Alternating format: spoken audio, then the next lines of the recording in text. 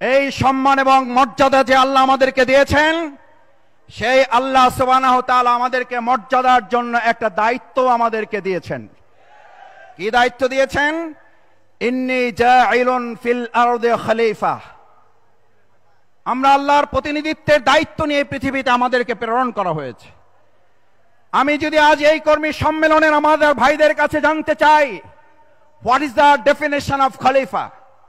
খলিফা means,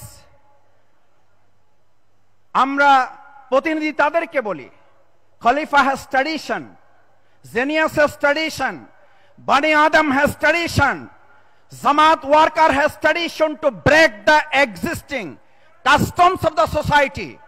মানুষের তৈরি করা সমস্ত বাস্তবতা মতবাদকে দূরে সরিয়ে ভেঙে চুরে খান খান করে দিয়ে আল্লাহর দেওয়া বিধানকে নতুন একটা সমাজ বিনির্মাণ করার দায়িত্বের কারণে আমাদেরকে সম্মানিত করা হয়েছে। আজ নতুন সংস্কারের জন্য বলা হচ্ছে, আর বাংলাদেশ জামাত ইসলামী এখানে ঘোষণা করতে চায়, সংস্কার আজকের কথা নয়, সংস্কারের দায়িত্ব আল্লাহ আমাদেরকে দিয়েই পৃথিবীতে প্রেরণ করেছেন। খলিফা has tradition to break the existing.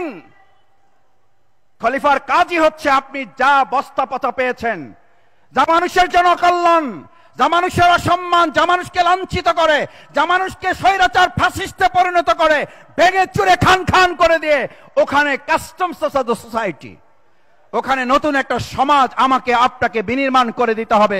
এটা কি জামাতের দায়িত্ব না আল্লাহ প্রদত্ত দায়িত্ব? এটা কি আমাদের অধ্যাপক মুজিব ভাইয়ের দেওয়া দায়িত্ব নাকি আল্লাহ প্রদত্ত দায়িত্ব?